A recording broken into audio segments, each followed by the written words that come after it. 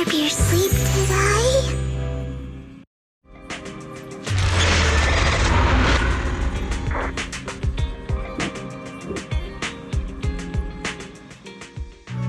When I got here, the other Lord Phaethon said you were resting on the couch and just let me in. I meant to keep you company while you slept, but then I dozed off myself. Ugh. I was going to sit here looking super cute, hands cupping my face. You know, like the #1 sleepy face I want to wake up to pose. I can't believe I ended up falling asleep myself. Vivian, are you sure you're awake? That sounded like sleep talk. I'm sure sleeping in that position couldn't have been comfortable either. No, Lord Phaethon. I was just worried that I had disturbed your rest. Just being able to see you sleeping peacefully is already the highlight of my day. No, my entire month. Though it is a bit late, but... Good morning, Lord Phaethon. You're here super early today, Vivian. Is there something urgent? Mockingbird's death has stirred up quite the storm. I took some time to gather intel. It seems someone deliberately leaked the story that Hugo is an illegitimate child of the Ravenlock family, but I haven't found the source yet. Could it be Hugo's uncle, Hartman? Maybe he's trying to turn people against Hugo and Mockingbird by playing the illegitimate child card. I suspected that too. He could be using Hugo's background to make people believe Mockingbird is just another Top's pawn. To the upper class, Mockingbird may be insignificant, but it has a loyal following among regular folks. But after some digging, I was surprised to find that the public isn't turning on Hugo. They're actually starting to see him in a better light. Some people feel bad for him, some relate to his struggles, and Hartman's the one getting all the heat. Public outcry against Hartman is growing, with many believing he murdered Hugo for his own selfish gain. Tops is hosting an industry summit this week, a responsibility usually handled by the Ravenlocks. But my sources tell me another family has taken over this year at the last minute. If I'm not mistaken, Tops is intentionally keeping its distance from the Ravenlock family due to the current public sentiment. Based on our past experience with Hartman, he's not the type to sit back and let anyone mess with his power or interests. And that's what worries me. Hartman, in all likelihood, must have taken the sacrifice core. And now that he has this bargaining chip, who knows what kind of deal he'll strike with the Exaltists. Sorry for interrupting. Can I borrow Wise for a minute? Oh, no problem at all. I'm sure you have important faith in matters to discuss. Take your time. I'll just be waiting outside. Wait! Don't go outside, Oh, don't mind me, Lord Phaethon. I wanted to browse the videotapes anyway. I'll be right here. Just let me know when you're done. Thank goodness Vivian didn't walk out the main door. Lycaon's been pacing around outside for like half an hour and scared off at least 5 customers. He's stressing over what he did to Hugo in front of Vivian, but he really needs to talk to us. Maybe you should go speak with him first? Sure, I'll go talk to him. At the end of the day, we're all after the same enemy. As proxies, we should become the bridge between them.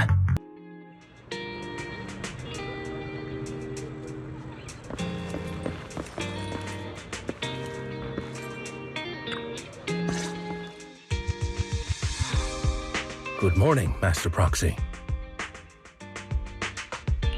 Good morning. Belle just let me know you wanted to talk to us and Vivian about something?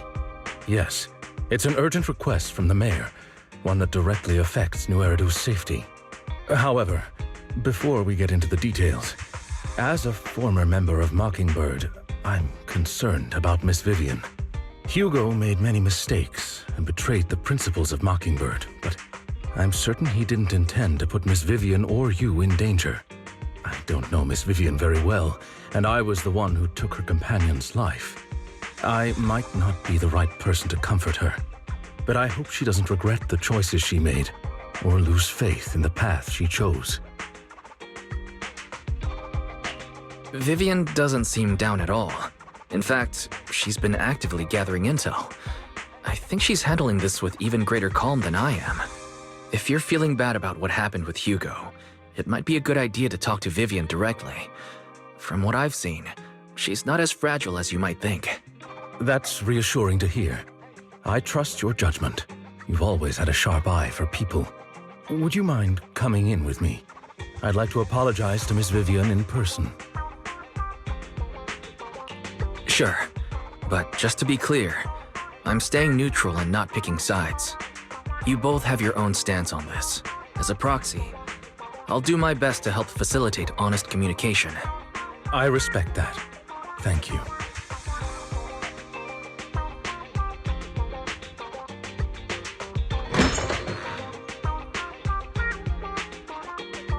Miss Vivian, I'm very sorry about Hugo. You don't have to explain anything. I'm also part of Mockingbird. Mockingbird stands on more than just gain, so it won't fall when fortunes shift. Hugo had his fixations and ambitions. I also have things I must see through. I'm determined to get to the bottom of the Exaltus and the sacrifices. Miss Vivian, as a former member of Mockingbird, you have my deepest respect. You have my word, whatever comes next. I would never harm you or Master Proxy. As for Hugo, please accept my condolences. Condolences? That's not necessary. Mockingbird has plenty of tricks up its sleeves. This isn't the kind of act that ends so easily. Wouldn't you agree? You're right. I'm glad you guys are on the same page, but why do I feel like I'm being left in the dark? Master Proxy, I believe we all share the same goal. Uncover the truth of the Exaltists and the sacrifices. The Mayor has tasked me with inviting you to take on this mission, in hopes we can work together moving forward. If the Mayor wants to work with us, I trust he will demonstrate his sincerity in kind. Mockingbird will not serve as a pawn for the powerful. That will never change. Of course.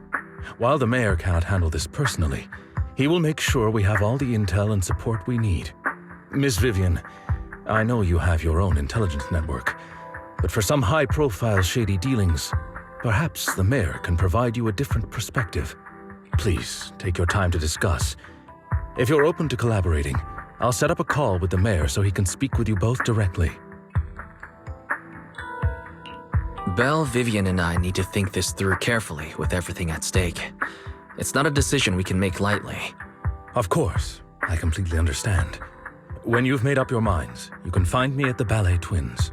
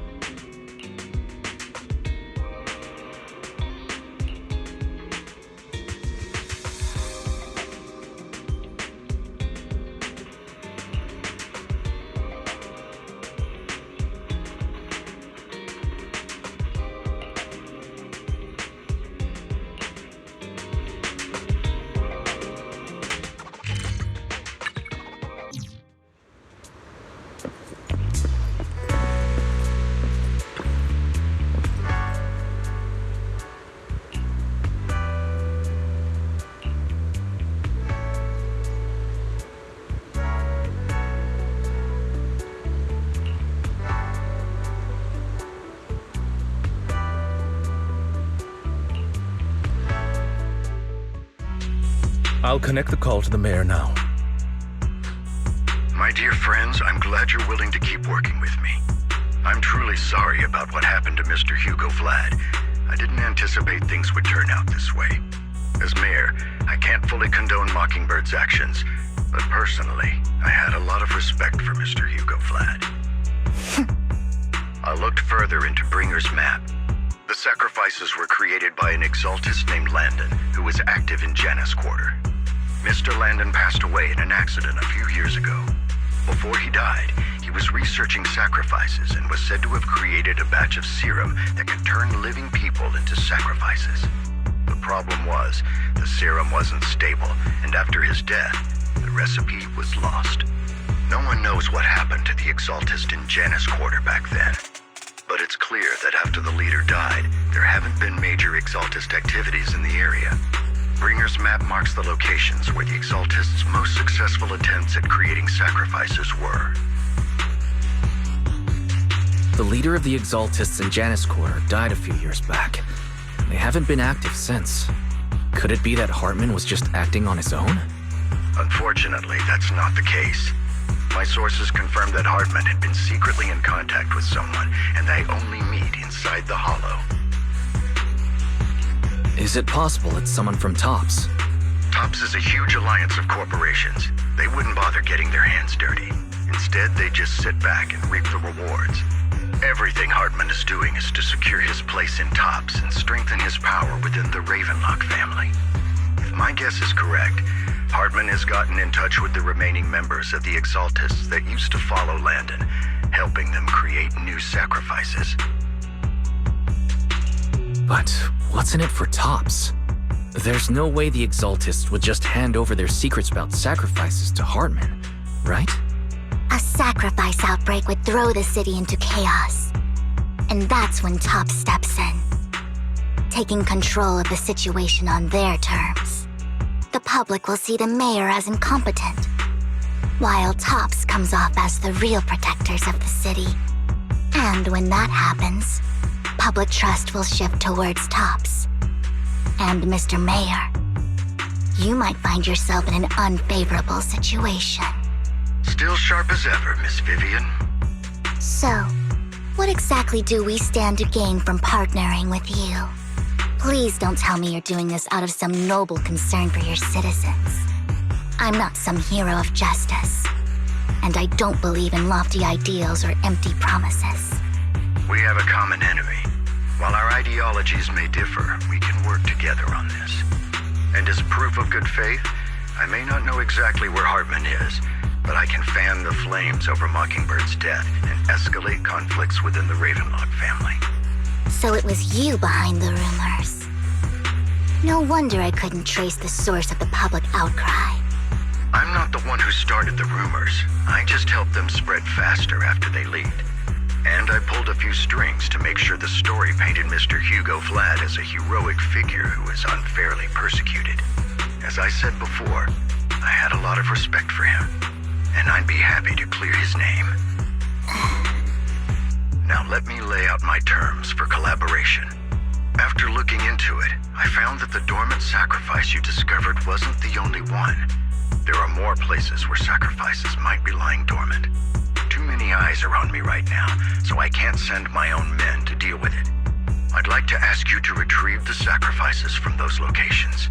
I'll make sure to dispose of them once you do, so no one will be able to use them again.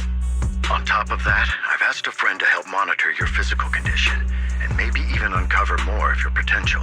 Her research overlaps with your teacher's work. You don't need to worry about her capabilities. She's a Void Hunter rank special investigator. Really? A Void Hunter rank special investigator is going to be assisting us? And she's involved in our teacher's research? That's right. She's heading to Janus Quarter for some business. I wanted to set up a formal meeting, but she declined. She prefers to assess things on her own, and will reach out when the time is right. She'll let you know the details then. So it looks like you both are on board with this commission and ready to help recover the sacrifices? Okay. This affects a lot of ordinary people in New Eridu. We'll do our best. I know you won't let me down. Given our positions, we might not be friends, but we're definitely not enemies. I'll leave the rest to you then. I've got to go. Goodbye.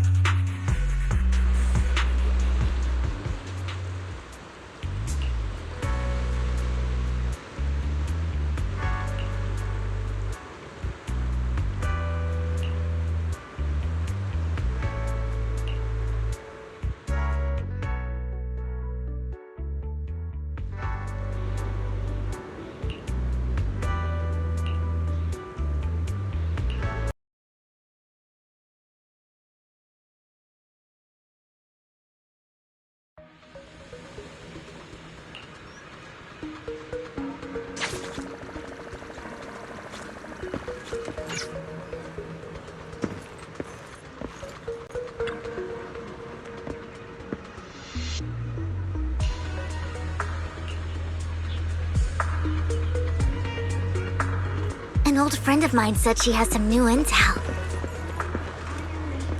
She's like a mentor to me. I learned a lot about data scraping on the internet thanks to her.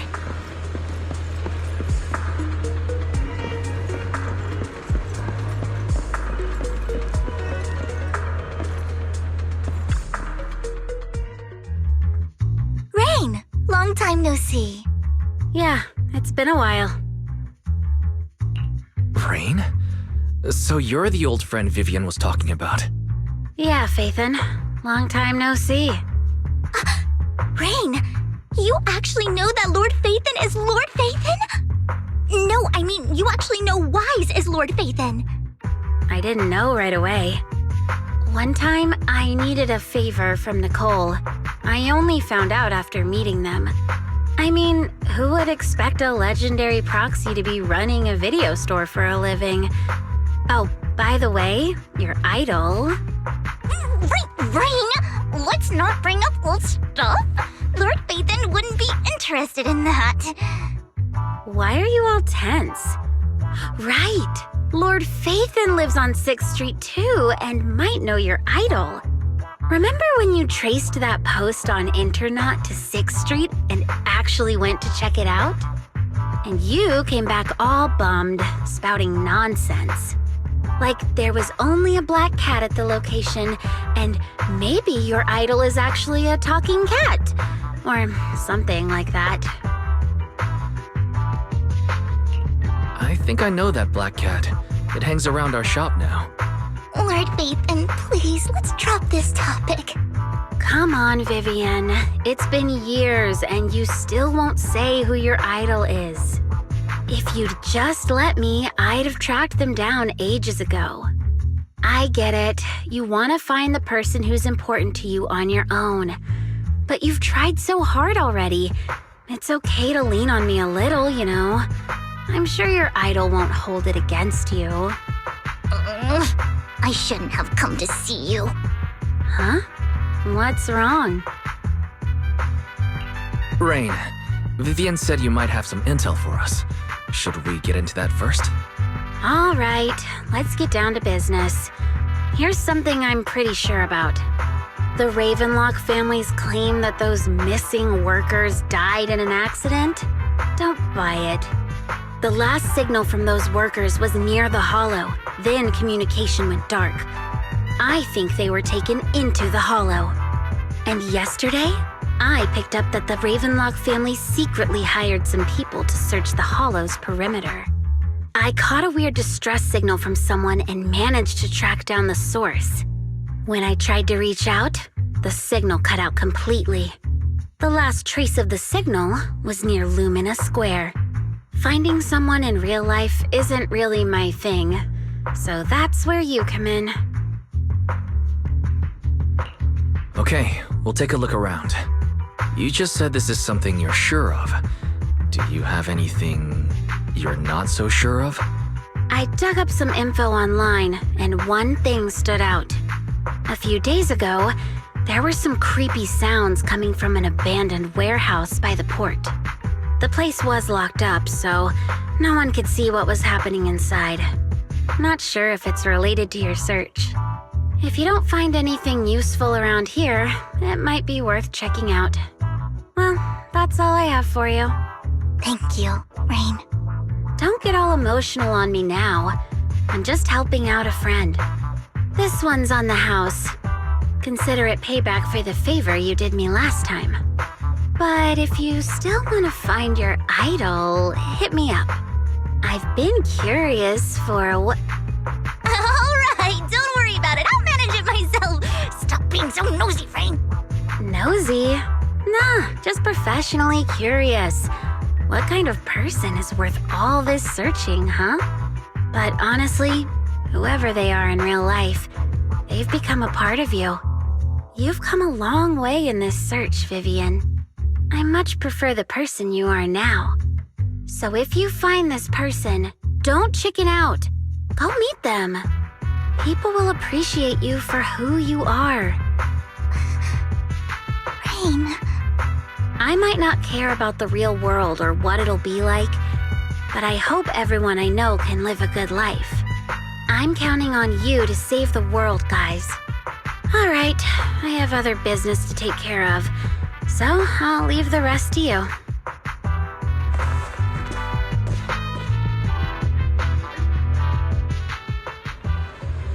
Lord Phaethon, please pay no mind to what Rain said. That big guy's up ahead. Let's hurry.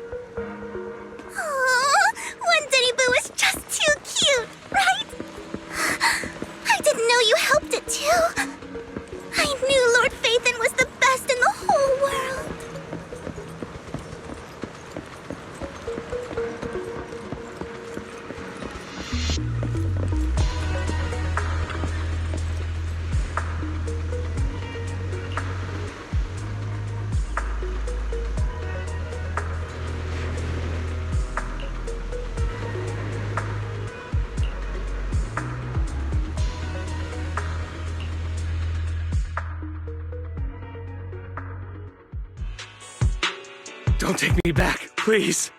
I was wrong. I know I messed up. I don't want your money anymore. Please, no. Calm down. Who are you? I won't say anything. Just let me go. I don't know anything. I swear, I know nothing. We're not PubSec, the HIA, or the Ravenlock family. We won't force you into anything. There's no need to be afraid. What do you want from me then? We simply want to know where the Ravenlock family took you and what they made you do. I can't say. I can't tell you. I have a family. They'll hurt them. You never saw me. Please, just stop asking. Don't you wish to see your family? I don't deserve to see them. It's my fault. I was greedy. I did this to myself.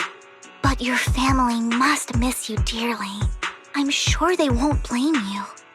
No, it's my fault. It's all on me. I don't want to drag them into this. If the whole ship is sinking, no one on board can escape. I'm just a nobody. And right now, there's nothing I can do to change anything. If you care about your family and friends, now is your chance to stop the disaster before it's too late. Even a butterfly flapping its wings can send a tsunami surging across the ocean.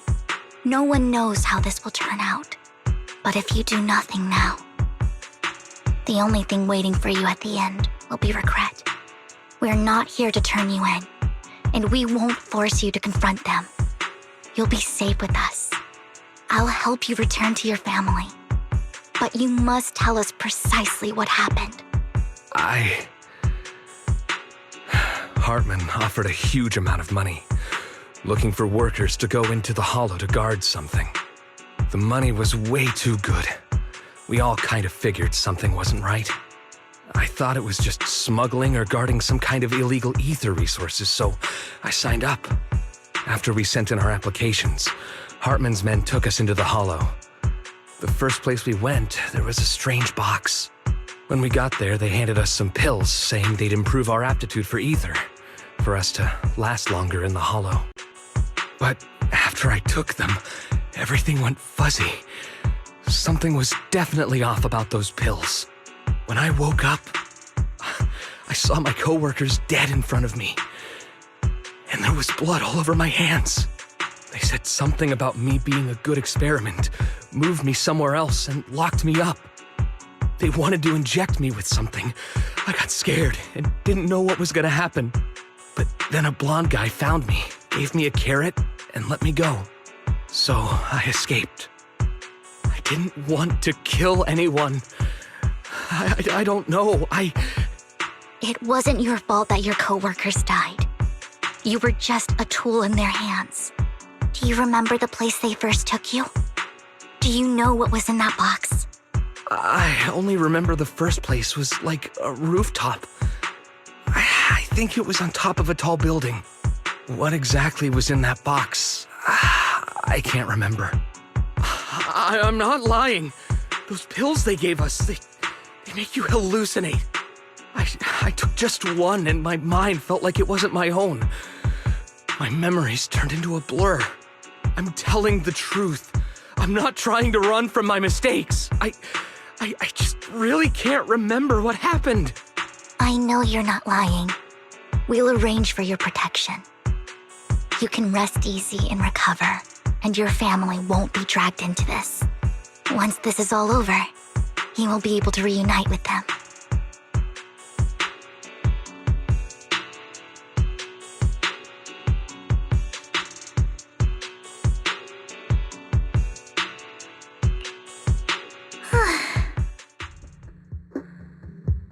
Sometimes I wonder if you've had some kind of special training, Vivian. No matter who you're up against, you seem to analyze the pros and cons and make a judgment in no time. Actually, I wasn't always like this. I used to run away when things got tough. There was even a point where I just wanted to disappear. As if my very existence was the source of suffering.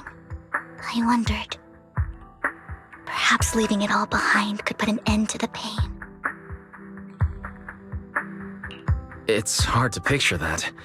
My first impression of you was pretty assertive. Well, I was on a mission at the auction when we first met. And just as Rain said, I've come a long way from who I used to be. Speaking of Rain, it's quite a coincidence that you two know each other and are actually close. You even know one Denny Boo. That surprised me. We might have crossed paths without even realizing it. Enough about me. Tell me more about you, Lord Phaethon. Where have you been? And what have you experienced? Looking back, it feels like I've been through a lot lately. Belle and I even lost our Phaethon account. It's a long story, starting with how the Cunning Hares took something from the Red Fang gang.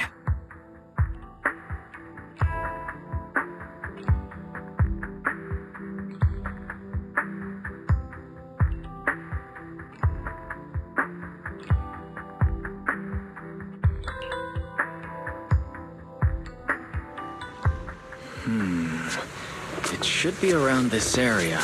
Belle told me there's a highly rated store here.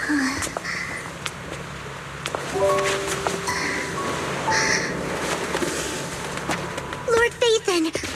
What's wrong? I've seen that black cat on 6th Street. That harmonica in the outer ring you mentioned. I've heard it before, too. I've even been to the monument outside Hollow Zero. But none of that was a coincidence. It was me.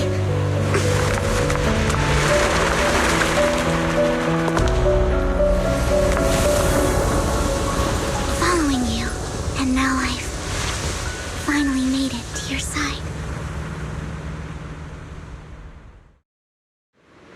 Ever since I was little, I had been seen as the bringer of bad fortune. I had traveled to many places and witnessed far too much misfortune. Every tear I shed brought disaster. I've heard too many curses to count. I loathed my tears as much as I despised my own existence. Wherever I stayed, tragedy followed. I had roamed too many places, and each time, it ended the same way. I didn't know where I could go anymore. One night, I stumbled upon a post discussing me. Whether they knew me or not, everyone seemed convinced that I was the source of the curse. Some mocked me with cruel intent. Some wished I would vanish, and others speculated maliciously. It really seemed that my very existence was a disaster. In that moment, as darkness enveloped the city, I saw lights flickering to life all around New Eridu. So many lights, and not knowing where to go, I thought, if only I could disappear into those lights. I made up my mind, and right then, my phone rang. I decided to take one last look. I wanted to know who left me my final message from this world. It was you, Lord Phaethon. Huh?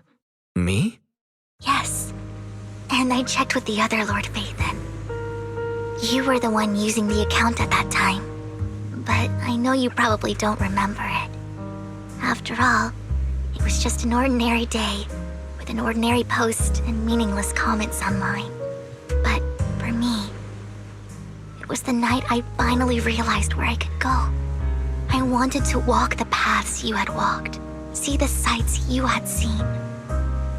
And then, one day, share it all with you, face to face. So, I have to ask, what exactly did I say in that reply? Well, you'll have to figure it out for yourself. I'm not telling you. You're putting my memory to the test. So, Lord Phaethon, thank you. Not only for that comment you made that day, which was a silver lining for me, but also for giving me the courage to become who I am today. The Vivian standing right in front of you now, Lord Phaethon. I truly like who I've become.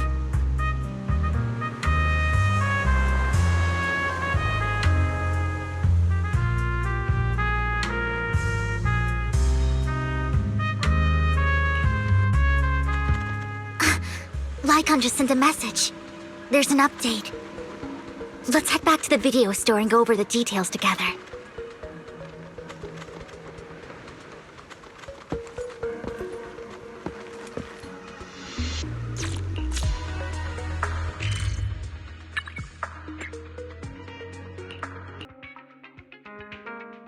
Surprise! You're back!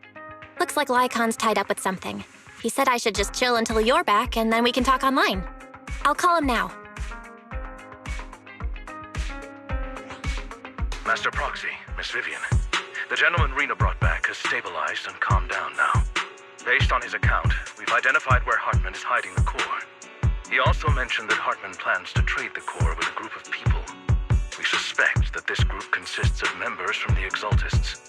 I knew it. Now that we have the location, it would be splendid if we could seize the sacrifice core before they do. Precisely. We hope you can head to the location as soon as possible to secure the sacrifice core. All right, we'll get there right away. I have other matters to attend to, so I'll leave the retrieval of the sacrifice core in your capable hands. The mayor's friend that he mentioned before will also be assisting you this time. The target coordinates have been shared with her, and she'll meet you there. Please ensure your safety, and I wish you all the best.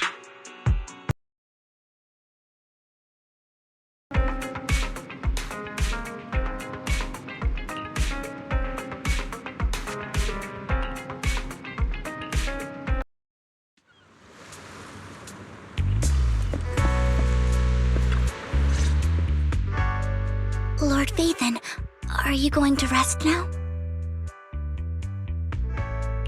I can head back later, Vivian. You seem a bit off since we left the Hollow.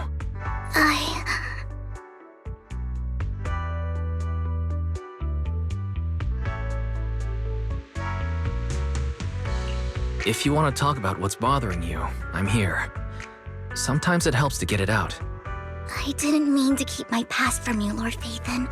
When I was little, people thought I brought misfortune, so no matter where I went, no one wanted me around for long. Then, one day, Landon adopted me and brought me to the Exaltists. There, I met Dina, who was so kind to me, treating me like a dear sister.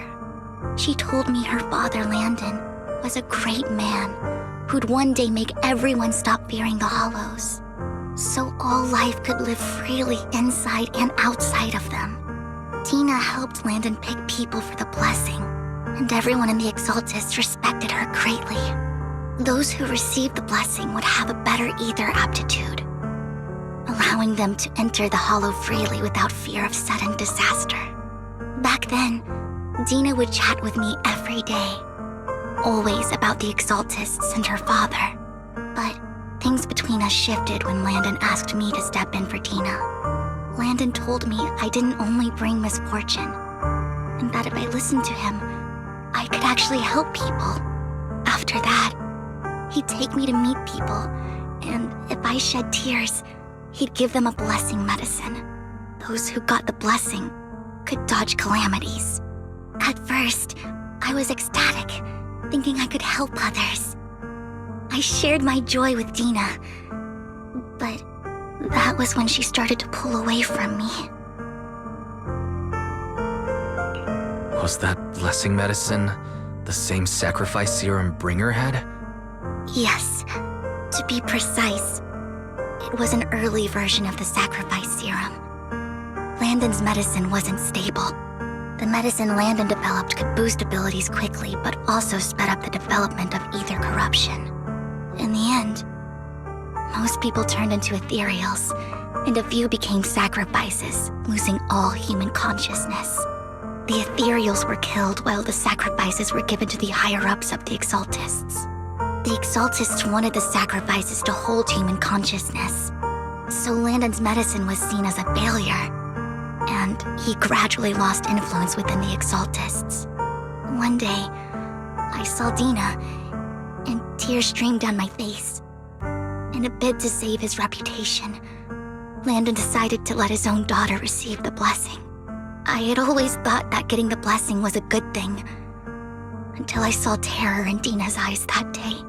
That evening, I broke Landon's rules for the first time and followed him out of the Exaltist's residence. I trailed him to the Hollow, where I witnessed someone who had been blessed becoming corrupted. In the end, that person became an ethereal. Then, without hesitation, Landon killed him. Before Landon returned, I went back to the residence and snuck into his study. And there, I uncovered the truths I just told you.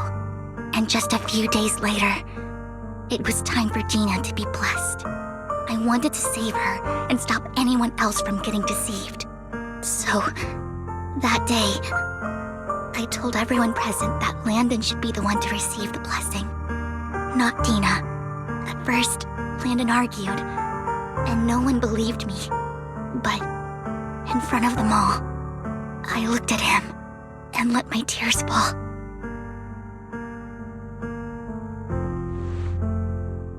Lord Landon, please accept the blessing.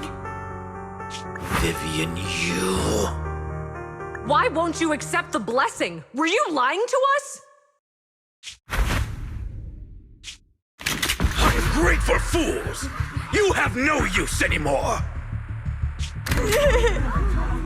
Liar! Run! Run! Dina! Dina, wake up! We have to go! Vivian? What's happening? Listen to me! Lord Landon's so-called blessing isn't...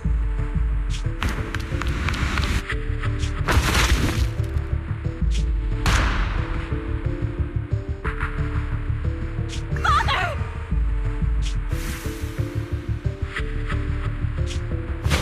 No, I was just... Mom, I want to go home.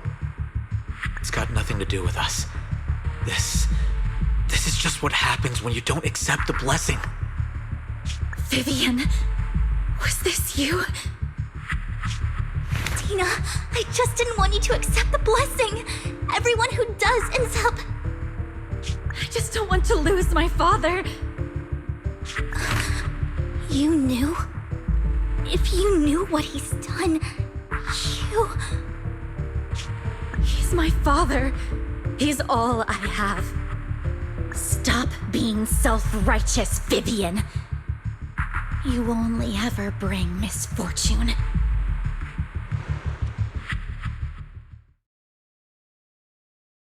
I thought once Landon was gone, Dina would leave the Exaltists. I never expected her to continue his research, or that Camille would stay. Camille lost her entire family in a hollow disaster, so she's always supported the Exaltists. She's not a bad person. She's just someone searching for hope. She joined the Exaltists very early on, and even watched Dina grow up. That day, she was just so desperate to save Dina that she... All these years, she's been following Dina, taking care of everything out of guilt, I think. But I didn't just fail to save Dina. I trapped her. I see misfortune approaching, but I can never change its course or avoid the bad ending. Maybe I really am a bringer of misfortune. No, you're not the one causing trouble. Whatever went down with the Exaltist, it was Landon who was pulling the strings. As for Dina and Camille, they knew the truth and they made their choice. The hollows and the disasters they caused took more than just their loved ones. Not all survivors cling to obsession and hatred like those two do. Lord Phaethon. You need to believe in yourself, Vivian. From what I can see, you're handling this sacrifice crisis pretty well on your own. Besides, you told me you really like who you've become. I hope that you can believe in that at the very least. Yes, that'll always be true. Thank you for listening to my story today. Years have gone by, but I've never had the courage to face all this. Maybe Dina and I were meant to meet today, so I could finally spill it all out. It lightens my heart a little. Lord Phaethon, you truly are a wonderful listener. Not just today. Whenever you're feeling down, know that I'm here for you. I will. It's been such a long day. You must be exhausted. I'll track down the location of the sacrifice core and let you know what I find. Good night, Lord Phaethon.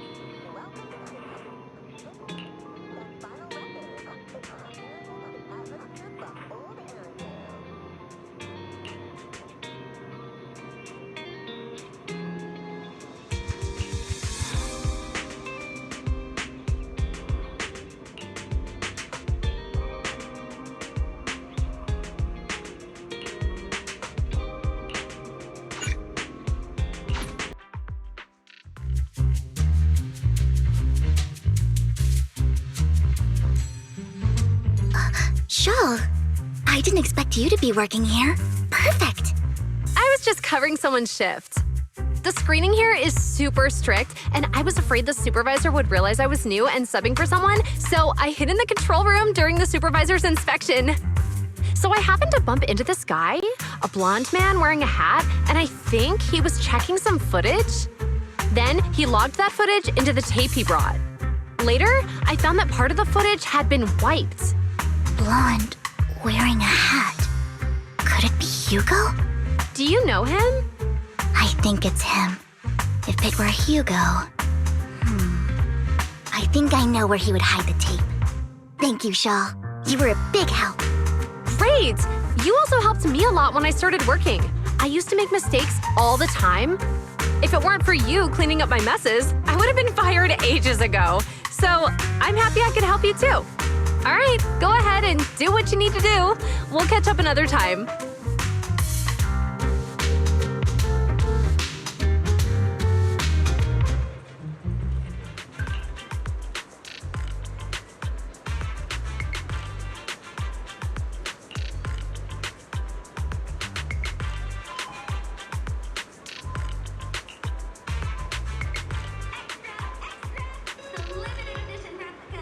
Stunning dress worn by Monica, the beloved lead of the hit drama Oh Sweet.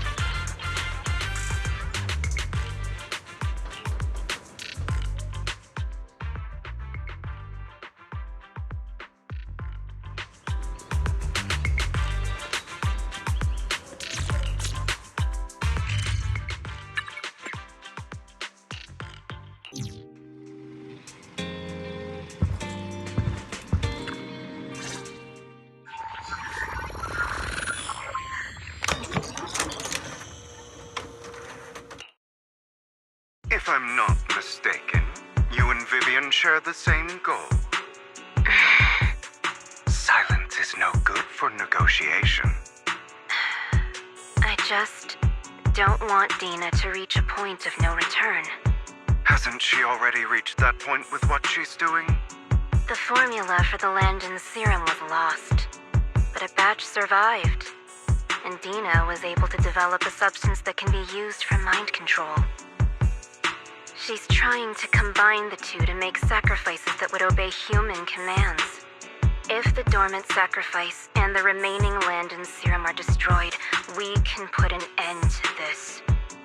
Dina's concoction can't create sacrifices on its own. And the sacrifice core? That belongs to the creator, not her. Although I find Landon's methods despicable, I can't deny that the Exaltists and the creator are leading us in the right direction. I just don't want Dina to spend her life trapped by her father's mistakes. I mean, no offense, but I find your protectiveness rather weird. I will confirm the location of the dormant sacrifice and find the chance to relay the information to you. I do not want any of my people to be going into danger. As for the sacrifice core, I can only guarantee that it will not fall into her hands. As for how things will ultimately play out, the creator will guide me.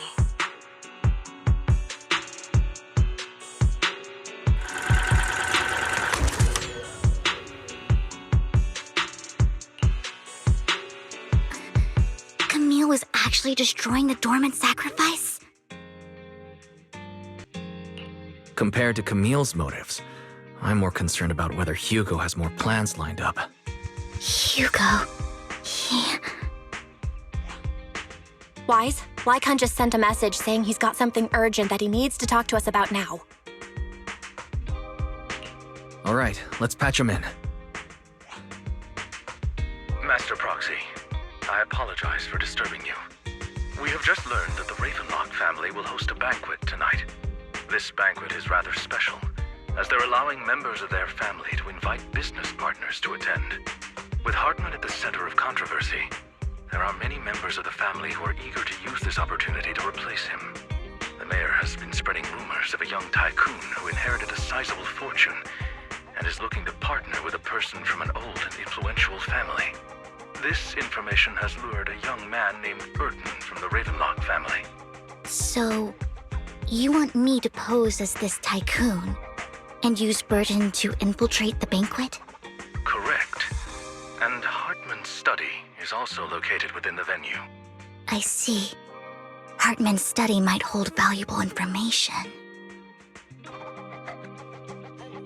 It seems like there's nothing left for me to do. You can attend as her +1. +1? Lord Phaethon, please go with me! Master Proxy, it seems Miss Vivian requires your presence, so... Yes, just your presence will help me immensely! Sure. If we go together, we'll be able to keep an eye out for each other. I'll accompany Vivian. I'll send you the time and place for the meeting with Burton. If you encounter any danger, please evacuate immediately or contact me for backup. I hope everything goes well for you tonight.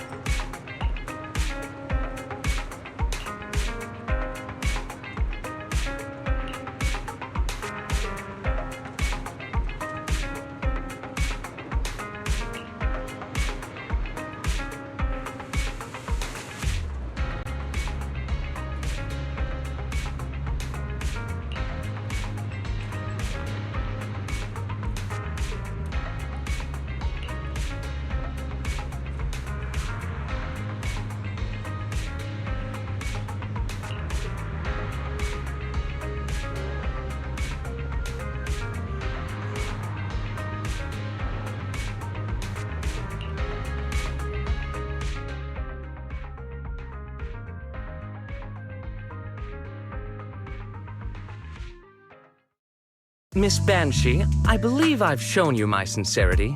Now how about you? Sincerity? My presence here is a show of sincerity. If we're to work together, Miss Banshee, you should drop your pretentious act.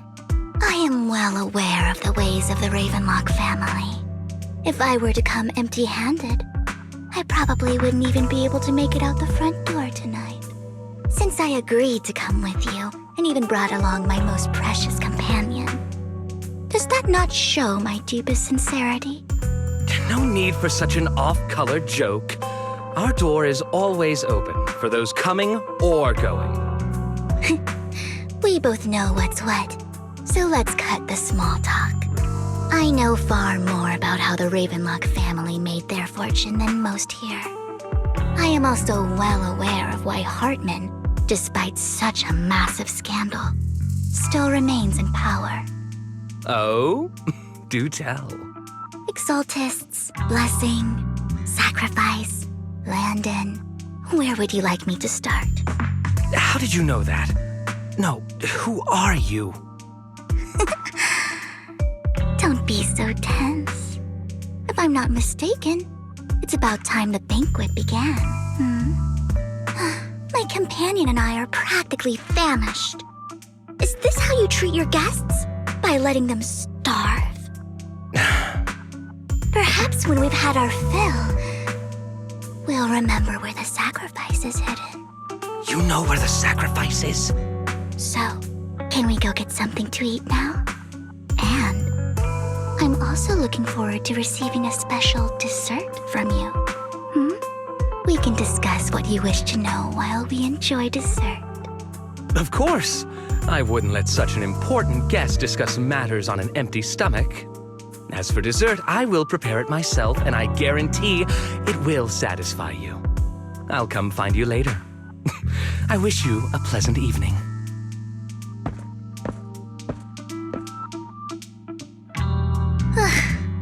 These kinds of people are exhausting to deal with. I really don't know how Hugo used to put up with it. Was there a special meaning to the dessert you mentioned just now? I thought he'd stay for longer, but he left once you said that. Hugo taught me that bringing up dessert in such situations is a way of telling the other party they need to offer more. Fortunately, that old fox Hartman is terrified of losing power. He's definitely keeping the destruction of the sacrifice and the fact that the sacrifice core is fake hidden from the other family members. Otherwise, Burton wouldn't have been so willing to raise his offer. Lord Phaethon, let's find Hartman's study when the banquet is at its busiest. All right. I've already taken note of the surrounding terrain. Once more people arrive, we'll enter the garden through the door in the corner of the banquet hall. Wherever you go, I'll follow, Lord Phaethon.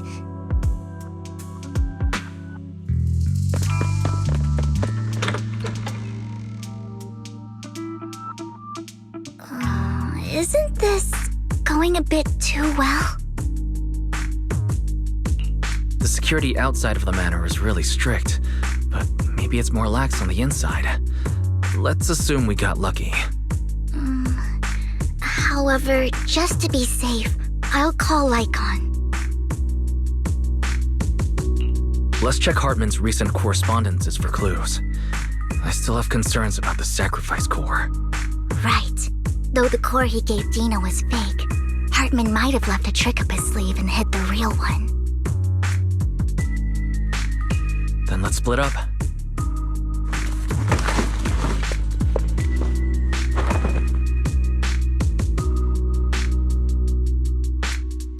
Esteemed guests, is the catering at the Ravenlock family banquet not to your satisfaction? So much so that these two distinguished guests felt the need to come to my humble office to scavenge for food. Don't want to come out? Well, after all, you don't have long left. Burton, that greedy idiot, fell for the mayor's trap. But I never expected that he would bring you into my territory. I suppose I should thank him. Otherwise, I would have had to go to great lengths to eliminate you. Vivian, Phaethon, give Hugo my regards. Tell him I shall be taking the wealth and power of the Ravenlock family for myself.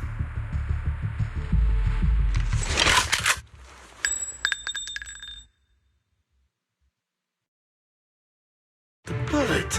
How?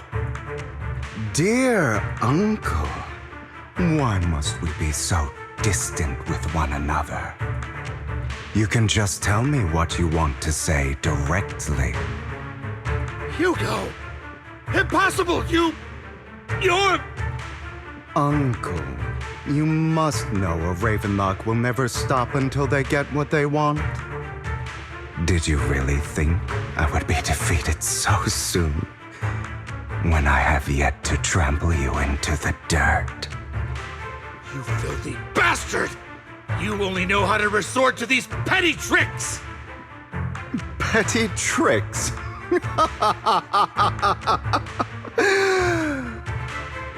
Perhaps you'd like to know what I managed to accomplish using this faked death of mine.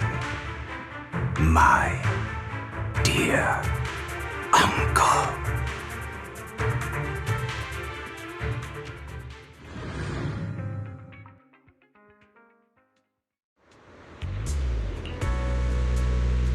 Faking my own death. Hope it's all worth the theatrics in the end. It was just to keep Hartman off my back, but maybe I went a little overboard. The manager must be pretty shaken up. I should apologize at some point. Guess I'll also bring Lycaon along. He's my partner in crime, after all.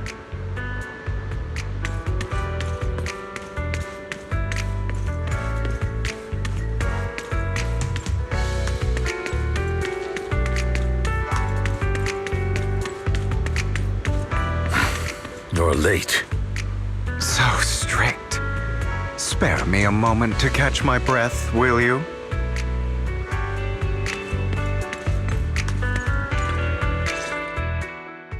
You're taking longer to rest than I expected.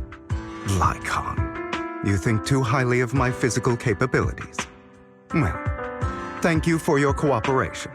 I must say, if nothing else, at least your acting skills have improved. Why do you look so angry? You should be happy. We pulled that off together with flawless teamwork and managed to fool everyone. Drop your foolish facade. I'm glad you still remember the code we set all those years ago. And thank you for ensuring your sleight of hand didn't deteriorate. Oh, right. I should also thank the blood bag hidden in my clothes and our other props. Do you remember when we last used this trick? It was probably ages ago. Sometimes I really don't understand you. Have you never thought about what the consequences would be if I didn't understand your code? If I decided against helping you? Or if I just couldn't control my strength properly? You'd understand it. Of course, if things really did go awry, I had alternative plans. You wouldn't be so arrogant as to think I'd bet everything on you, would you? You're insane. No, I'm flattered. So what exactly is the purpose behind all this? Surely after going to such great lengths to erase your own existence, you don't just plan to hide here and reminisce about the past with me. Don't try to brush this off. I've already helped you enact your plan. Tell me the truth. Don't get your tail in a twist. I have more plans that require your assistance, so naturally I would not hide anything from you. Simply put, as things stand, whether as Hugo Vlad or as Mockingbird, I am doomed to die. Seems you've made quite a few enemies. As a member of the Ravenlock family, I negotiated with Edmund and managed to obtain resources from Tops for my future plans. I also confirmed what attitude they held toward your master, the Mayflower family. Meanwhile, I used my identity in Mockingbird to strike a deal with Hartman and gather information on their collaboration with the remnants of the Exaltists. That's where I got my intel on what Bringer left. Oh, by the way, the crime declaration letter that your dear mayor received, that was also sent by yours truly. He's probably figured that out by now, right? Though I'm not sure if he told you. The mayor learned about the sacrifice attacks through his own means, but lacked an opportunity to take action. That warning letter was precisely what he needed. You aren't hopeless yet. How delightful. In short, I'm more well-informed than your lot because I get around, dealing with all these different important figures. But of course, it comes at a cost. It's only fair.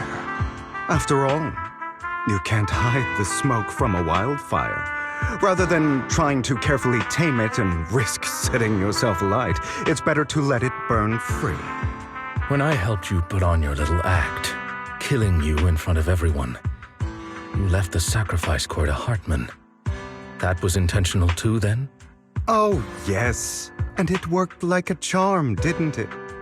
Now no one cares for me anymore, and all eyes are on Hartman.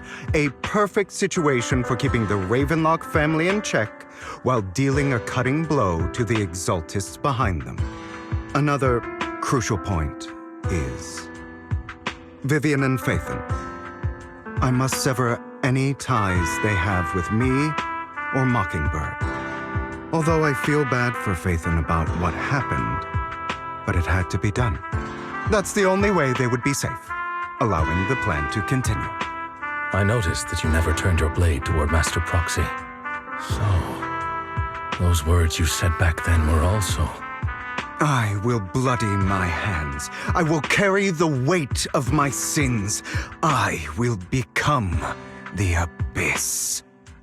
Obviously, it was all an act. My acting has always been impeccable, as you know. Hugo, you're taking such a tremendous risk. Why? Would you believe me if I said it's for justice? But unfortunately, it's not. I want revenge on the Ravenlock family. And I will make sure that despicable excuse for a human being, Hartman, suffers a slow, torturous end. Of course, I also promised Vivian that I would help her investigate the whole thing with the Exaltists. That's all. You don't look too good.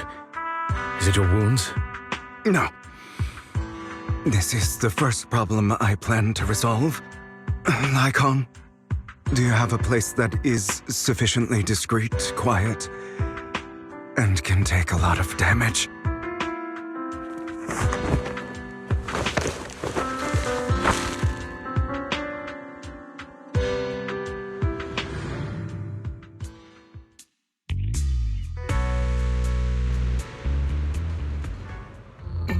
What exactly are you doing?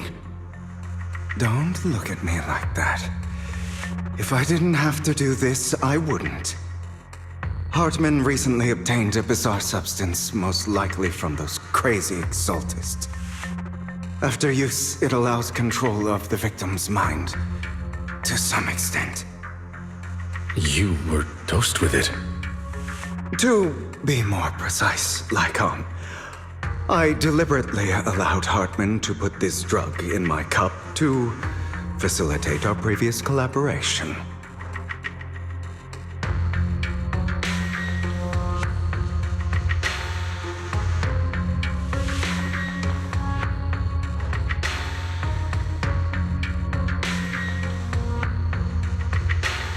After finding out about it, I quickly found someone to help analyze its composition.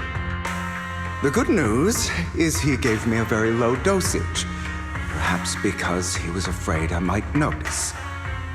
There's a different medication that can delay its onset, preventing me from actually being under his control.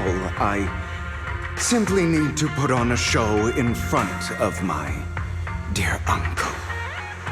The bad news is that currently there is no antidote. When I delay those effects, however, they will accumulate and erupt when my body reaches its limit. It may even break my mind. And that's exactly what's happening now. I need to endure those accumulated consequences. So, I will lock myself in this room for however long that takes. I've tied my limbs to prevent me from smashing this place or accidentally hurting myself. Anyway, after you leave, do not open this door, no matter what you hear. I recommend seeking professional medical assistance. This is advice I received from a doctor. Or are you saying you don't believe I can make it?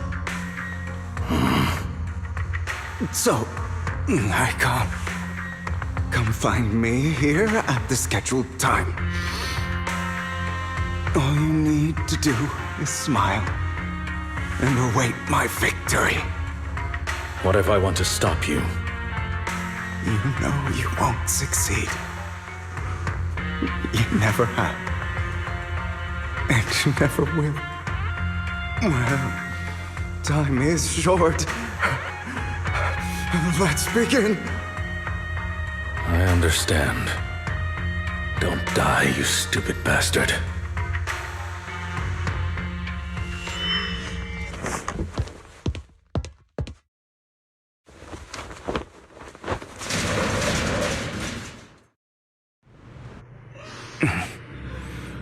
Is this because the side effects haven't worn off yet? Lycaon's late. I'm surprised. Or is something wrong with time itself? Looks like someone's over there. Might as well go ask.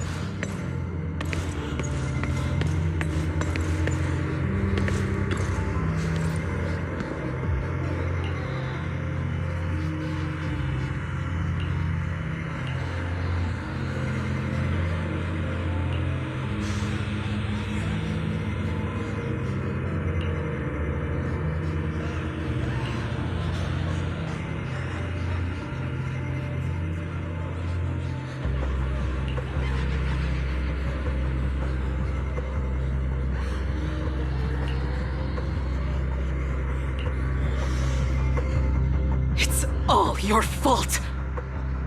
I wish I had never given birth to you!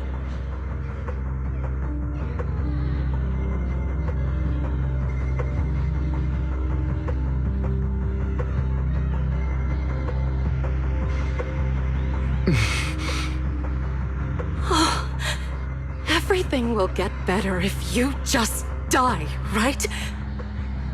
If you die, he'll come back. We'll have another, more perfect child. One who will inherit the Ravenlock family bloodline. Then I'll be able to escape this pain. So, Hugo, for the sake of Mommy's happiness, just die, okay?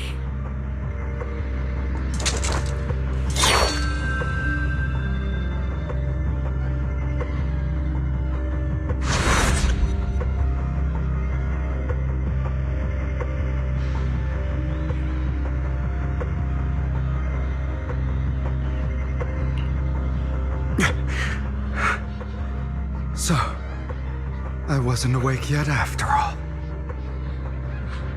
That's because you don't want to wake up again. Who are you? I am you. Hidden deep within your heart. Your most true self. You want to kill her, don't you? Your so-called mother. Every time she beat you without reason, when she tried to gouge out your eyes, when she sold you into that hell, laughing all the while. You wanted to be the one to to end her life. Why not admit your hatred? As you are, you can hunt her down and make her pay for the living hell of a childhood she made you suffer. Yes, I hate her. I hate her because she was foolish and shallow, greedy and stupid. I hate her because she doesn't deserve to be a mother. She did everything she could to try and get into the Ravenlock family, believing she could live a life of luxury without having to do anything and never realizing she was a pawn, discarded from the very beginning. So she chose to blame me. Blame me for my heterochromia. Blame me for my very existence. But I won't kill her, because I know it won't change anything. She was incapable of loving me, just as she is incapable of loving herself. Have you been brainwashed by that dog? Keeping up the act of being some magnanimous and forgiving fool? Don't compare us. I've simply come to understand love or hate. I make my own choices, and they have nothing to do with anyone else.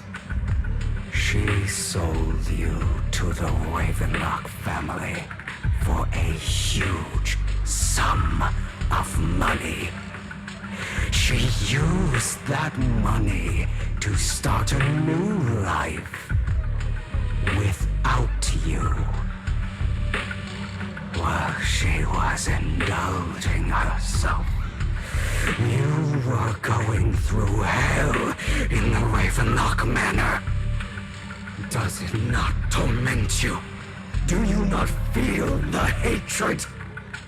Do you not want to demand answers? Kill her. Only by killing her can you be truly free.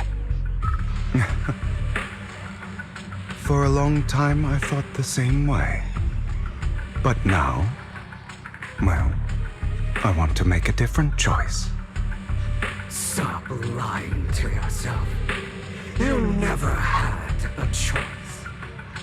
This weak-minded thinking will only lead you to failure. Like before, you'll be nothing but a worm, trampled into the dirt by those so-called elites. Do you still not get it? This is how the world is, and always has been. Hesitate and you'll be the victim. If you don't grab your knife first, you'll end up being on the other end of the blade.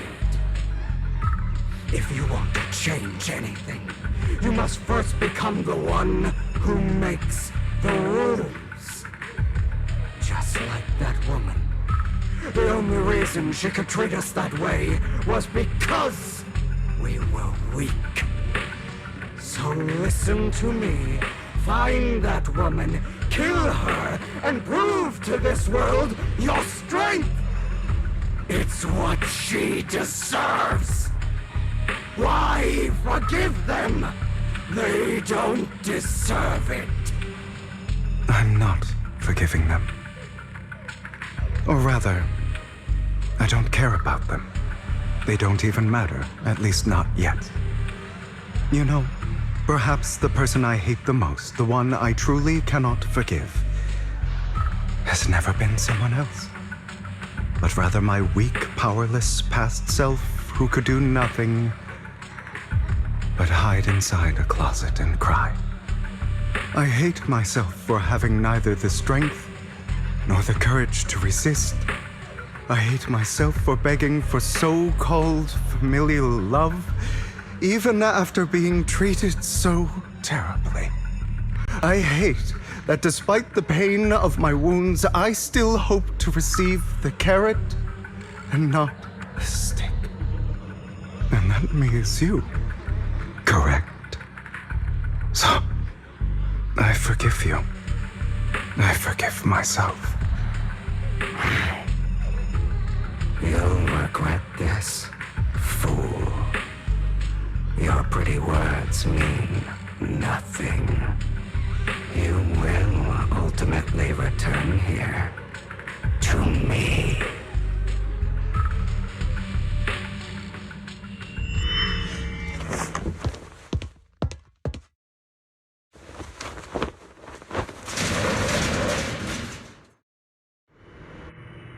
I see. This is still an illusion. I wonder who's going to show up this time. Brother! Hugo, let's play hide and seek! I'm already hiding! You'll find me, right? Like you always do! Serena.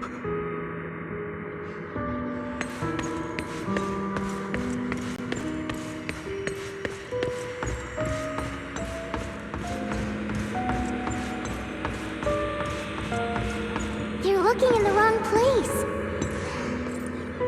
I found an even better hiding spot this time. Harder to find than any place you showed me.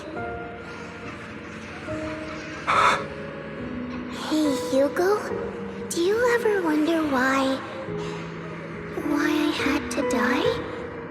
It was because of me. That's right. It was because of you.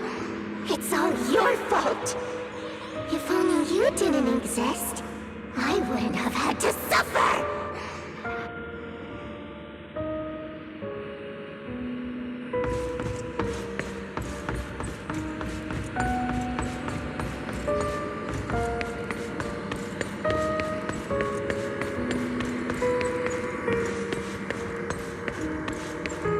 Still looking in the wrong spot. I can't believe you still haven't found me after all this time. Have you forgotten about me? I haven't forgotten. It's okay. I'll forgive you. I'll still be nice to you, just like before. I was the only one who was ever nice to you, wasn't I? Yes. Then tell me, why do good people always suffer? Why is kindness always punished instead? Tell me, Hugo, why?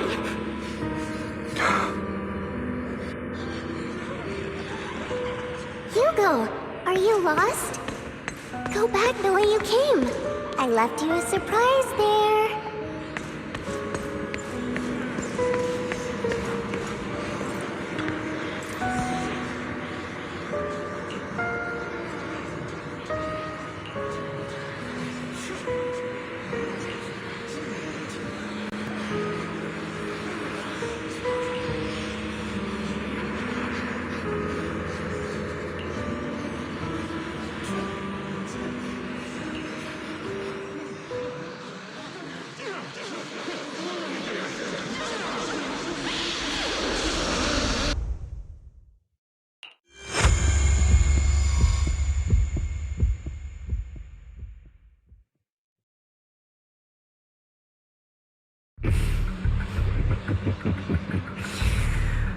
I told you that you would eventually return. We meet again, my friend. I told you, I am you. The side of you that you've always tried to deny existed. Of course. I know. This time it's about Serena. Right? Yes, your half-sister. And the only child in the Ravenlock family who was kind to you. Unfortunately. It was her kindness that led to her untimely death. It was my fault. I don't like the way you blame yourself. Because that means I'm to blame as well. And I don't think I did anything wrong. Your mother sold you to the Ravenlocks. And your father, he saw your talent and wanted to use you to push the other children into competing with each other. My brothers and sisters wanted to get rid of me from the moment they first saw me. In their eyes, you were no more than a slave. But Serena dared to treat you, a slave, as if you were human. And so, she was fated to die. They tried to kill me many times, but I was careful, and they did not succeed. So they killed Serena, who was weaker, an easier target, and pinned everything on you. Serena died in your place. Those cruel brats thought that by reporting this to Father, they could use it to get rid of you, a rival who threatened their positions. Yet, not only did Father not blame you for the incident, he praised you for it. In this world, only the ruthless, cruel, and merciless can stand at the top. And that's exactly what you managed to live up to, no? You found a perfect opportunity thereafter to catch the ringleader of the group who framed you and almost beat him to death.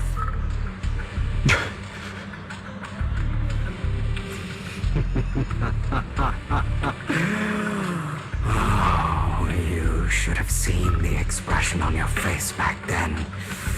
Oh, crazed and manic with utmost delight. I don't remember that.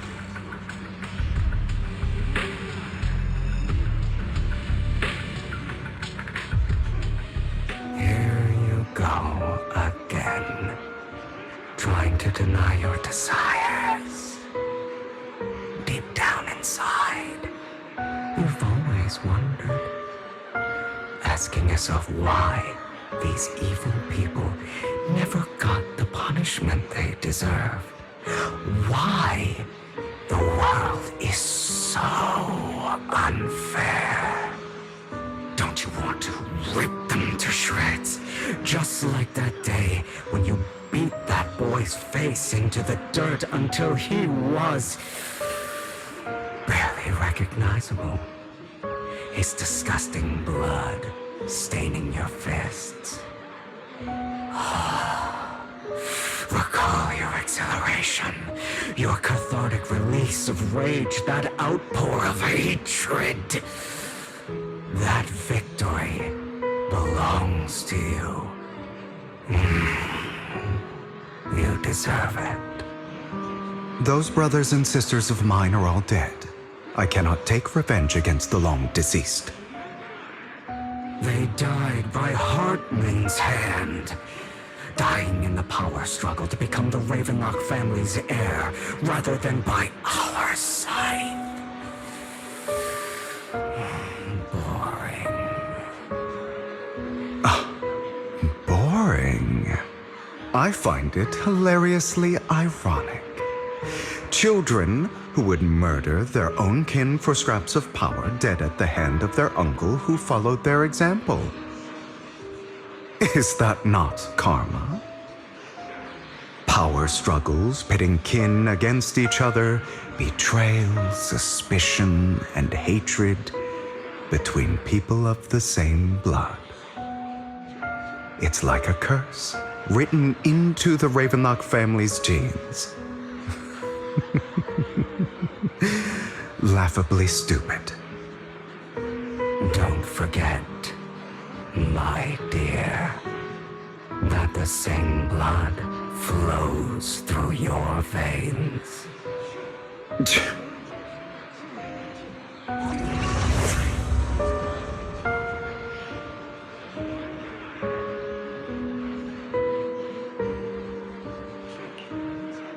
That's right, my dear nephew. No matter how much you deny it, the blood of the Ravenlock family flows through your veins. Survival of the fittest. Only the strongest deserve to live. Only the strongest deserve to rule. This is the path of success that has led the Ravenlock family to victory countless times. A blessing and a curse etched into your flesh and blood. As long as you live, you'll never escape the mark of family. You are destined to one day become someone like me, like your father.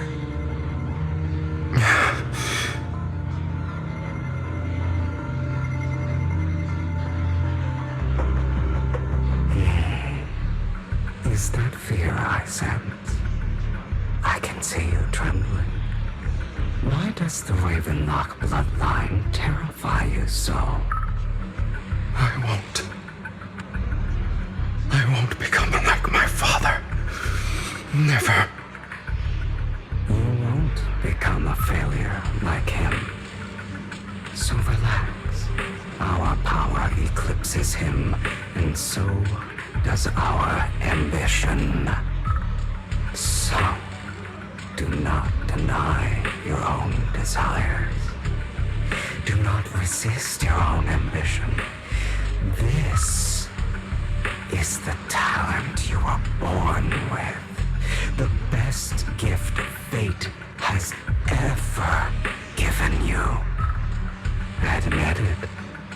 Deep within your heart lies a spark, yearning to ignite a raging inferno that will burn everything down. And I am that spark.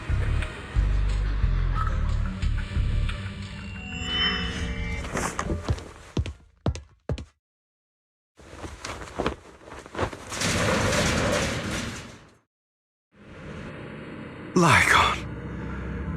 Never thought I'd be this genuinely thankful to see you. Seeing you means this never-ending nightmare is finally over, right?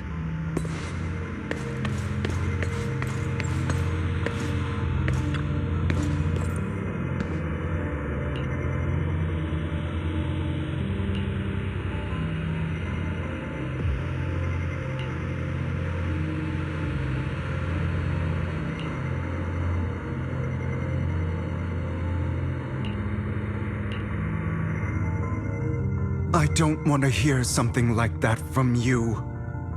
You have no idea what that man, my father, is really like.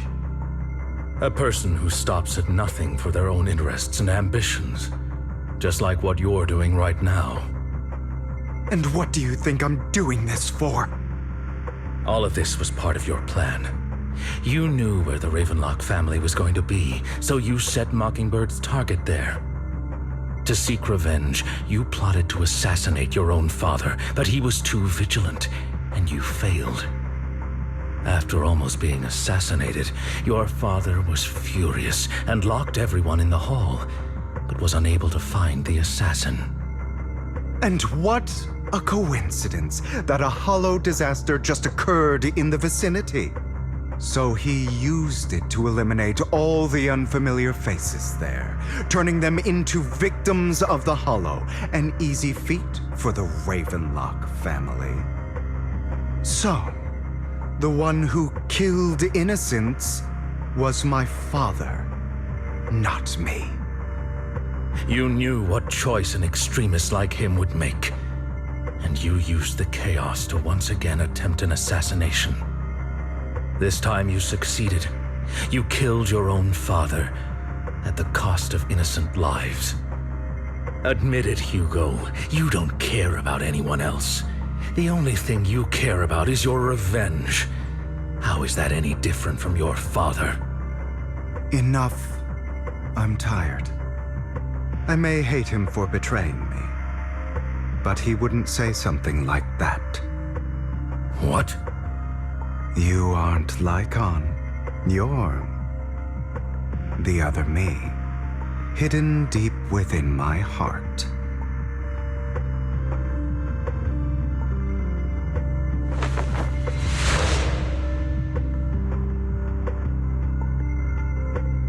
I've been waiting for you, my dear. It seems you've already grown accustomed to this place, even turning the tables on me. Just as you said, you are me, and I am you. There's no such thing as having an advantage over oneself. We are ultimately one and the same, forever inseparable. Then you should know what I want to say. When you and Lycaon split, you didn't even try to clear up the misunderstanding, didn't deny or argue against what he said. Because you realized that deep down, he was right about you. You just hadn't acted on it yet. Some people live only to bring more suffering into this world. Sometimes, murder is what brings justice back into this world. For that, I must stain these hands in blood. That's right. Just like what you said before you faked your death. Were those words really just an act? To slay the dragon, you must first become one with sharp claws, rending fangs, and strength enough to destroy anything. You know the truth better than anyone. If you hadn't hesitated, and instead seized the first opportunity to kill your father, none of what followed would have happened. Innocent civilians wouldn't have died. Your partner wouldn't have lost an eye and both legs trying to save people. And Mockingbird would have never gotten to that point. You can save more people. Save good people. Save more lives than the evil ones you take. I've spent countless hours in regret over that incident. So why not submit to your true nature? You want to be the judge, jury, and executioner of this world. And you can. I wasn't responsible for Father's death. The true mastermind is my uncle, Hartman. His schemes to kill the head of the family were all so he could take control. Mockingbird was simply unlucky enough to get caught up in it. So, for a behemoth like the Ravenlock family, with its roots so deep, a single person's death, regardless of who that person is, wouldn't change anything. Of course, whether it's Tops, the Mayflower family, or even the entire world, it's actually all the same. I refuse to be dragged down by pointless hatred any longer. You foolish, stubborn idiot. Do you understand the power of hatred? Have we not come this far precisely because of it? Or are you going to follow Lycaon and Jack's twisted logic? Come on. You don't actually trust anyone? Otherwise, why would you hide this whole scheme of faking your death from them?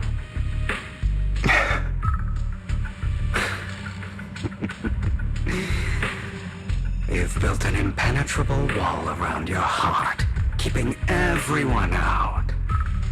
Of course you are right to do so.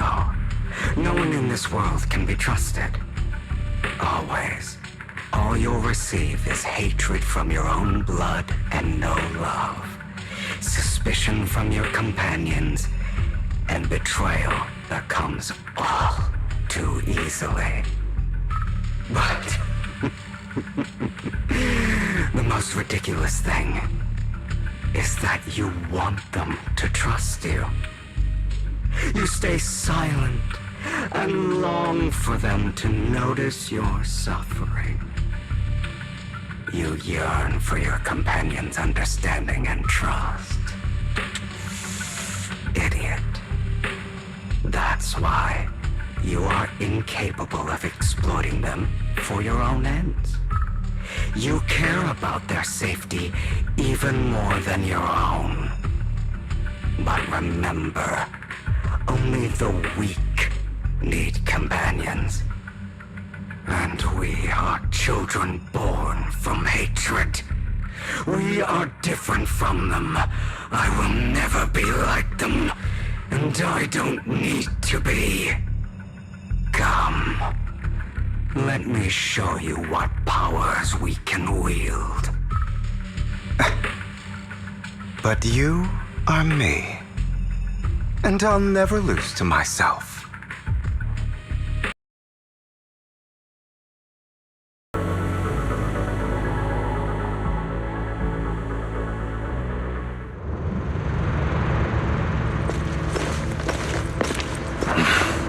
Hugo, it's time.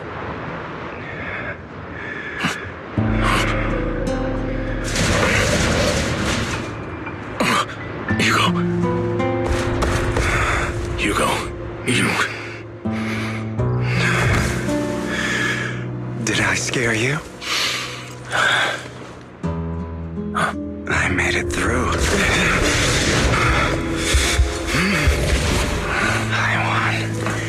No praise for me, my dearest partner.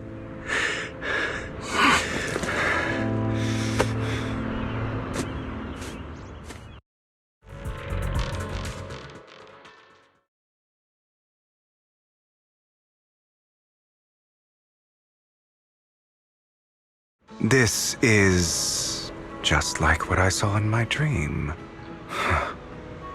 I guess there are still some lingering side effects.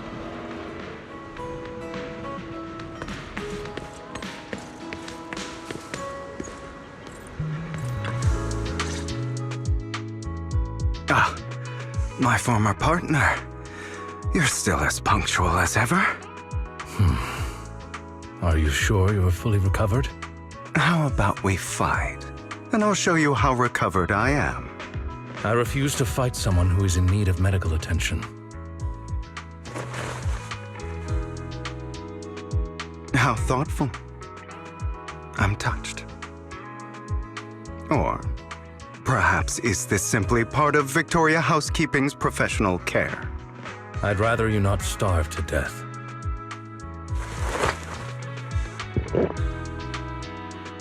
Not to your liking. I'm fairly certain this is the same kind as before. No. I've just gone too long without food. It feels a bit uncomfortable. Either way, thank you. Now tell me, what exactly happened in the warehouse? Just going a bit crazy from... you know what? Were you expecting anything else? But... I did have a very long dream. A dream about many things from the past. If I had to put it into words, it would be like giving myself psychological therapy. You seem like you could benefit from some too. How about it? Want to book a session with me? Trust me, I'm a pro. Seems you really have recovered. Well, of course. I'm feeling pretty great right now. Like I could argue with you all day on every petty detail of who exactly was in the wrong back then. I wanted to ask, what you said about Mockingbird before, when you faked your death, was that part of the act? Oh, you mean the part about how Mockingbird has never really changed anything or saved anyone.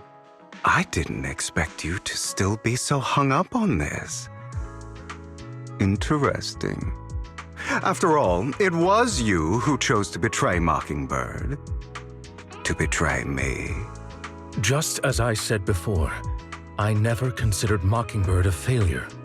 Perhaps Mockingbird deviated from its origins, but it has its value.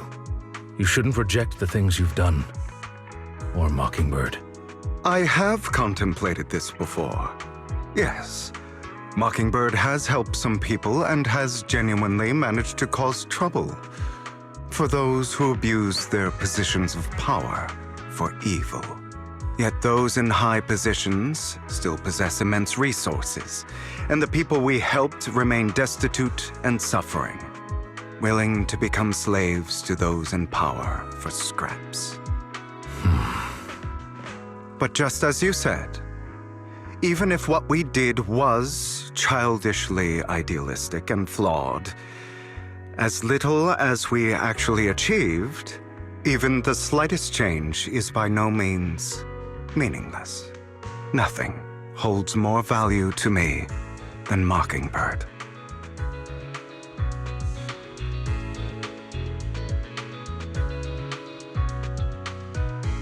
All right, let's catch up later.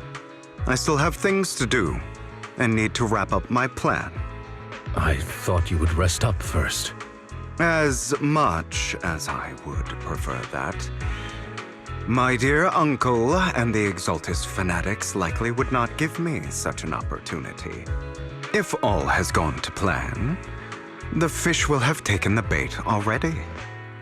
And if everything goes very well, I'll soon have solid evidence of the Ravenlock family's crimes.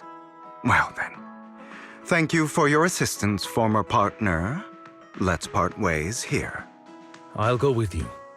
Lycaon, surely you don't think that because I just recovered, I'm too weak to deal with those useless fools. Hartman's actions will disturb the safety of New Eridu. As I serve the mayor, I should intervene.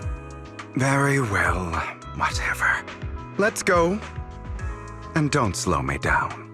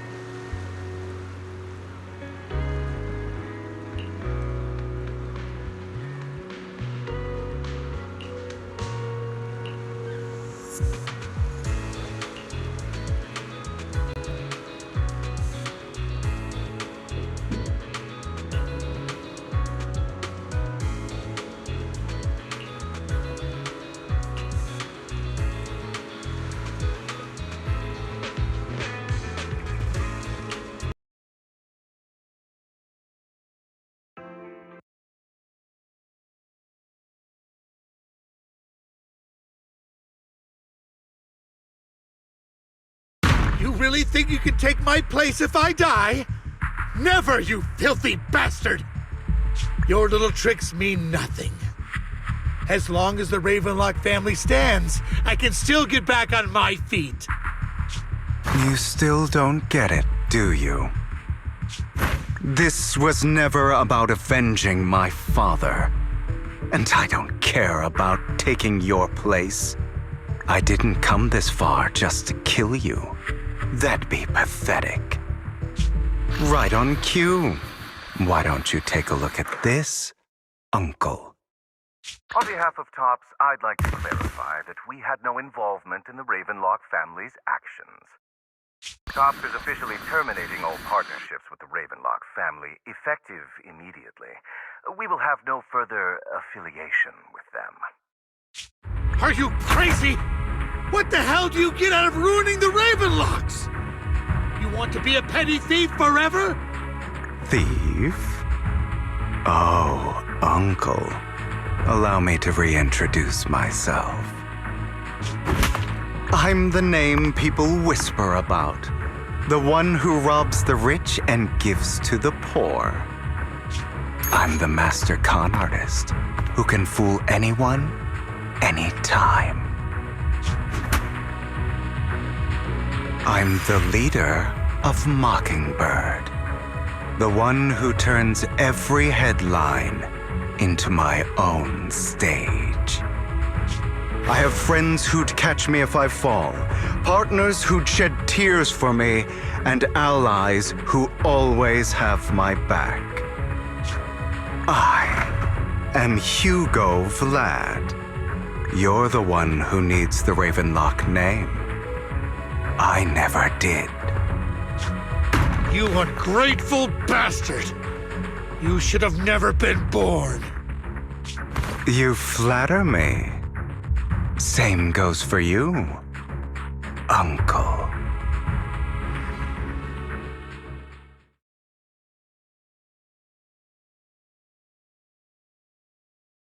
You've done well, Vivian. You had better give me an explanation. And here I thought this would be a touching reunion. What's with all the anger? Hugo, I'm a member of Mockingbird too. And I mourned your death. Listen, Vivian. I don't want you or the people you cherish to get caught up in danger because of me. I've always been selfish, so I don't hesitate to use you all as variables in my plans. But it is because I am selfish that I also don't want my failures to affect my treasured companions. In any case, if you were in the same position, would you not make the same decisions? Lycaon's taking care of everything outside. We should go. Also, Wise, thank you. And I'm sorry for the whole act where I threatened you. It was the only way for Hartman to drop his guard against you and leave you be. I, Hugo Vlad, am forever indebted to you.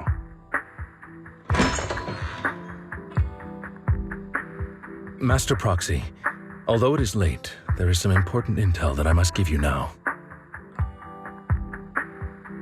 Did you know about Hugo's plan to fake his death and everything that's been happening, Lycaon? I was simply playing along. After all, I could not determine whether Hugo's plan would pose a threat to you. You are a student of the mayor's late friend, and I am obligated to protect you. You still have that habit of finding awkward excuses when you're embarrassed. Mr. Hugo Vlad, if you have any important intelligence to share, please do so with haste. I need to return to rest before midnight. You two sure are, close? For the sake of a certain old fossil's sleep schedule, I'll keep it brief. I learned from Camille that Dina intends to embed the sacrifice core into the sacrifice. Apparently, it will make the sacrifice much stronger. Sacrifices created this way will not retain their minds and will indiscriminately attack all living beings, including their creator.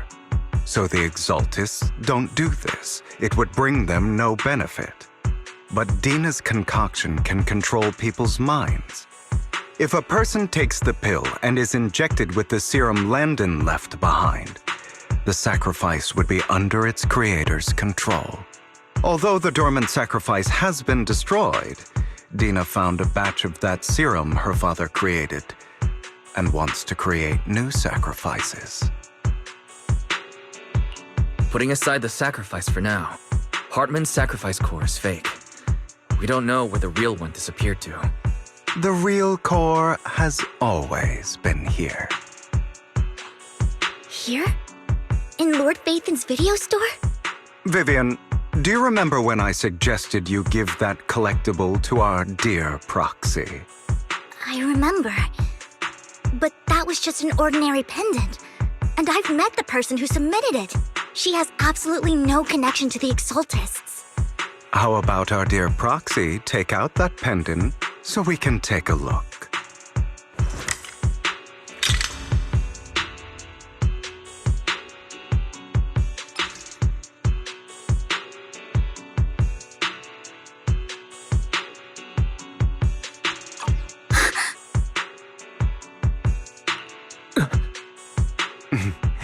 I'll take your surprised expressions as a compliment for my little trick.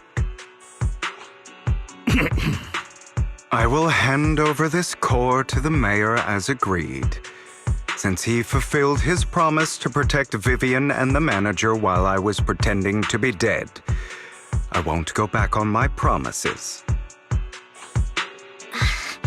No wonder the mayor would promote rhetoric favorable to Mockingbird. I can't believe I thought he was actually being sincere. Since we have the sacrifice core, all we have to do now is stop Dina from using innocent people to make more sacrifices. Yes, and we need to destroy the last batch of Landon's serum. Hopefully with no options left, Dina will give up her obsession. All right, that's the important stuff. I'm going to go and confirm where Landon's serum's been stashed. I'll contact you again once I have something.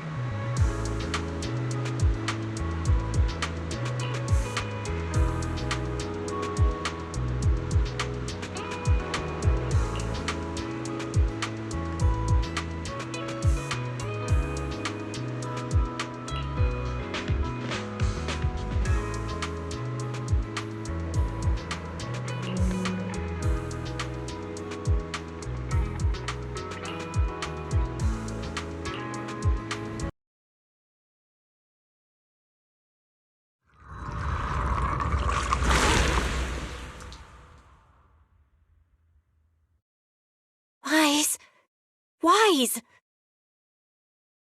Wise, you're finally awake. I'm at the store? I remember I was with Vivian. Wait, she injected herself with Landon's serum. Is she okay? Hugo and Lycaon brought you out of the hollow. You scared me to death. Thank goodness you woke up. And you said Vivian used the serum on herself? But she looked fine to me, bar a couple of scratches. Hugo sent me a message earlier saying he got her checked over and she was all right. Do you remember what happened? The situation was dire, so Vivian used the serum on herself to defeat the ethereals. I saw the crystallization process starting to occur. I can't describe exactly what happened.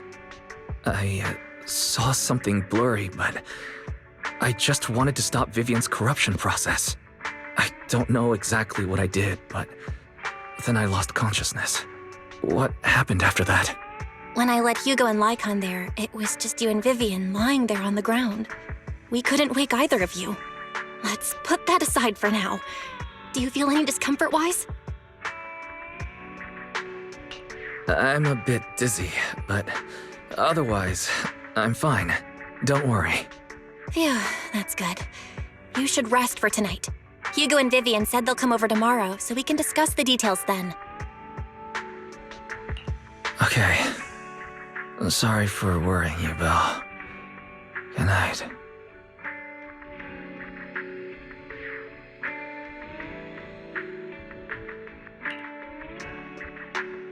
Lord Phaethon! How are you feeling? No headaches? Leg pains? Heart palpitations? Loss of appetite? Vivian? I was just so worried. Sorry. Anyway, Lord Phaethon, I'm so glad you're okay. What happened this time was all my fault. Things were dire, and you did what you had to. Plus, if it weren't for you, we wouldn't be here now. So what happened? Wise said he saw the crystallization process start. But I didn't see anything through EOS. Hugo? Lycaon? Did either of you guys see it? Allow me to explain. Miss Vivian told us what happened after she awoke, and the mayor arranged a full medical checkup for her. Based on the results, Miss Vivian indeed shows mild corruption sequelae.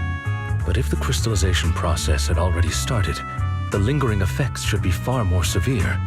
To be precise, if the process had already reached the point of mass surface crystallization, it should have taken no time at all to become an ethereal. So, the mayor theorizes that it was the etheric energy within Master Proxy's body that affected Vivian's condition and the surrounding etheric particles, causing Vivian's corruption to recede. Essentially, corruption is a reaction between the etheric particles inside the body and in the surrounding environment. Therefore, it's not necessarily irreversible, just that currently our mainstream method of defense is prevention. I'm having a hard time believing that, even if it's coming from you, Lycaon.